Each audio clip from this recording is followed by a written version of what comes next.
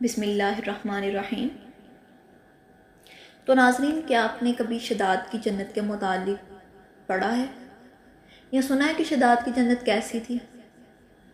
اگر نہیں تو آئیے آج آپ کو شداد کی جنت کے متعلق کچھ دلچسپ، کچھ عجیب بتاتے ہیں۔ قوم ارم، ان لوگوں کا تعلق قوم عاد سے تھا۔ وہ ارم نامی بستی کے رہنے والے تھے۔ وہ بستی بڑے بڑے ستونوں والی تھی۔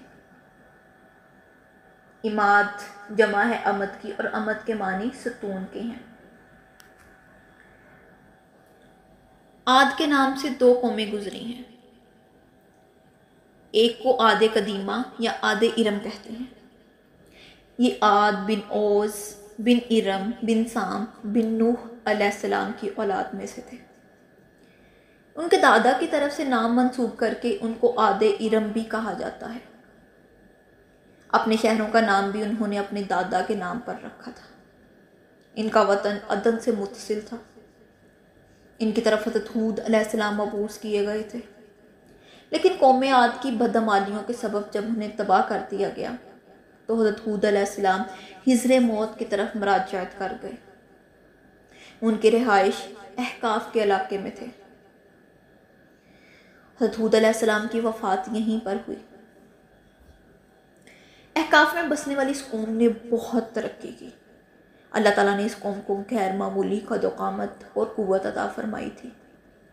ان میں ہر شخص کا قد کم از کم 12 گز کا ہوتا تھا، اور طاقت کا یہ حال تھا کہ بڑے سے بڑا پتھر جس کو کئی آدمی مل کر بھی نہ اٹھا سکیں، ان کا ایک آدمی ایک ہاتھ سے اٹھا کر پھینک دیتا تھا۔ یہ لوگ طاقت و قوت کے بلبوتے پر پورے یمن پر قابض ہو گئے۔ دو بادشاہ خاص طور پر ان میں بہت چاہو جلال والے تھے۔ وہ دونوں بھائی تھے۔ ایک کا نام شدید تھا جو بڑا تھا، دوسرے کا نام شداد تھا جو اس کے بعد تخت نشین ہوا۔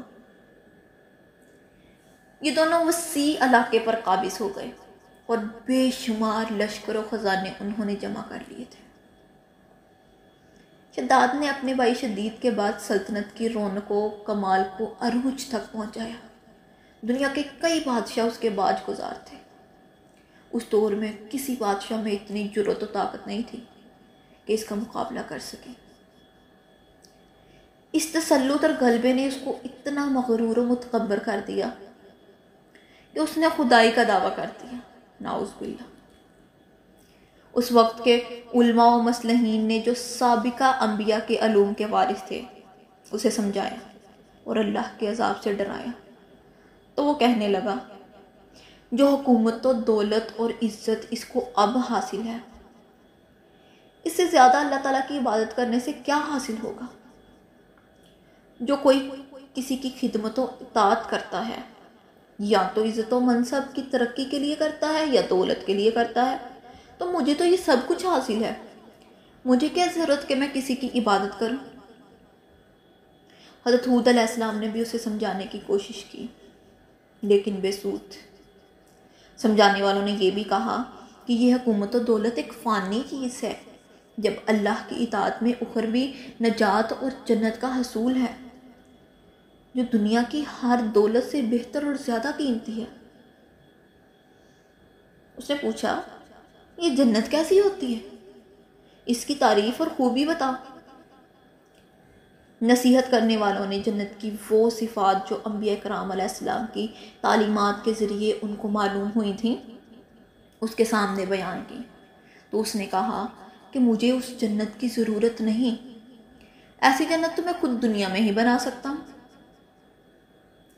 چنانچہ اس نے اپنے افسروں میں سے 100 معتبر افراد کو بلایا، ہر ایک کو 1000 آدمیوں پر مقرر کیا، اور تعمیر کے سلسلے میں ان سب کو اپنا نقطۂ نظر اور پسند سمجھا دی۔ اس کے بعد پوری دنیا میں اس کام کے لیے ماہرین کو عدن بھجوانے کا حکم دیا۔ اس کے علاوہ سب حکمرانوں کو یہ حکم دیا کہ سونے چاندی کی کانوں سے اینٹیں بنوا کر بھیجیں، اور کوہ عدن کے متصل ایک مربع شہر جو 10 کوس چوڑا اور 10 کوس لمبا ہو، بنانے کا حکم دیا۔ اس کی بنیادیں اتنی گہری کھدوائیں کہ پانی کے قریب پہنچا دیں، پھر ان بنیادوں کو سنگ سلیمانی سے بھروا دیا۔ جب بنیادیں بھر کر زمین کے برابر ہو گئیں تو ان پر سونے چاندی کی اینٹوں کی دیواریں چنی گئیں۔ ان دیواروں کی بلندی اس زمانے کے گز کے حساب سے 100 گز مقرر کی گئی۔ جب سورج نکلتا تو اس کی چمک سے دیواروں پر نگاہ نہیں ٹھہرتی تھی۔ یوں شہر کی 4 دیواری بنائی گئی اور اس کے بعد 4 دیواری کے اندر 1000 محل تعمیر کیے گئے اور ہر محل 1000 ستونوں والا تھا اور ہر ستون جواہرات سے جڑاؤ کیا ہوا تھا۔ پھر شہر کے درمیان ایک نہر بنائی اور ہر محل میں اس نہر سے چھوٹی چھوٹی نہریں لے جائی گئیں۔ ہر محل میں حوض اور فوارے بنائے گئے۔ ان نہروں کی دیواریں اور فرش یاقوت، زمرد، مرجان اور نیلم سے سجا دی گئیں۔ نہروں کے کناروں پر ایسے مصنوعی درخت بنائے گئے جن کی جڑیں سونے کی اور شاخیں اور پتے زمرد کے تھے۔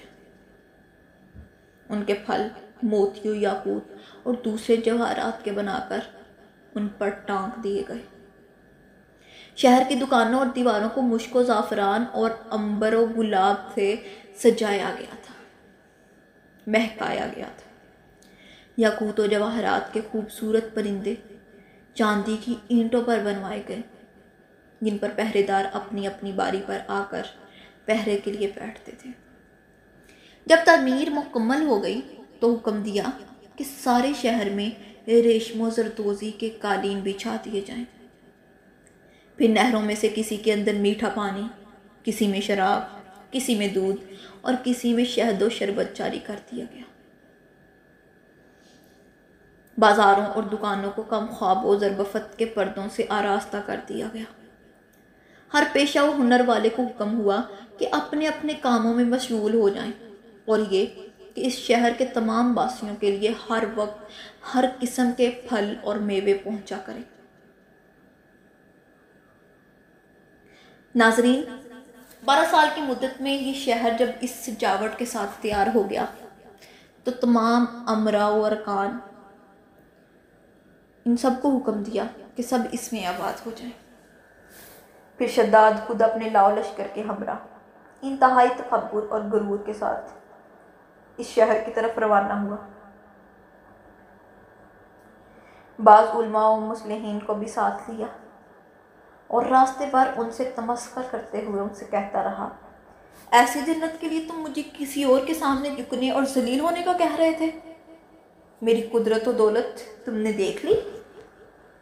جب قریب پہنچا تو تمام شہر والے اس کے استقبال کے لیے شہر کے دروازے کے باہر آ گئے اور اس پر جواہر نچھاور کرنے لگے۔ اسی ناز و انداز سے چلتے ہوئے جب شہر کے دروازے پر پہنچا تو روایت ہے کہ ابھی اس نے گھوڑے کے رکاب سے ایک پاؤں نکال کر دروازے کی چوکھٹ پر رکھا ہی تھا کہ اس نے وہاں پہلے سے ایک اجنبی شخص کو کھڑے ہوئے دیکھا۔ اس نے پوچھا، تو کون ہے؟ اجنبی نے جواب دیا، میں ملک الموت ہوں۔ پوچھا، کیوں آئے ہو؟ اس نے کہا، تیری جان لینے۔ شداد نے کہا، مجھ کو اتنی مہلت دے کہ میں اپنی بنائی ہوئی جنت کو دیکھ لوں۔ جواب ملا، مجھ کو حکم نہیں۔ کہا، چلو اس قدر ہی فرصت دے دو کہ گھوڑے پر سے اتر آؤں۔ جواب ملا، اس کی بھی اجازت نہیں۔ چنانچہ ابھی شداد کا ایک پاؤں رکاب اور دوسرا چوکھٹ پر ہی تھا کہ ملک الموت نے اس کی روح قبض کر لی۔ پھر حضرت جبرائیل علیہ السلام نے بڑے زور سے ایک ہولناک چیخ ماری کہ اسی وقت تمام شہر ماں اپنی عالی شان سجاوٹوں کے ایسا زمین میں سمایا کہ اس کا نام و نشان تک باقی نہ رہا۔ قرآن پاک میں اس کا ذکر اس طرح ہوا ہے، وہ جو ارم تھے بڑے ستونوں والے اور شہروں سے، اس کے مانند کوئی شہر شاندار نہ تھا۔ معتبر تفاسیر میں لکھا ہے کہ بادشاہ اور اس کے لشکر کے ہلاک ہو جانے کے بعد وہ شہر بھی لوگوں کی نگاہ سے اوجھل کر دیا گیا۔ مگر کبھی کبھی رات کے وقت عدن اور اس کے ارد گرد کے لوگوں کو اس کی کچھ روشنی اور جھلک نظر آ جاتی۔ ایک دفعہ حضرت عبداللہ بن قلابہ رضی اللہ تعالیٰ عنہ جو صحابی ہیں اتفاق سے ادھر کو چلے گئے۔ اچانک آپ کا ایک اونٹ بھاگ کر گیا۔ آپ اس کو تلاش کرتے کرتے اس شہر کے پاس پہنچ گئے۔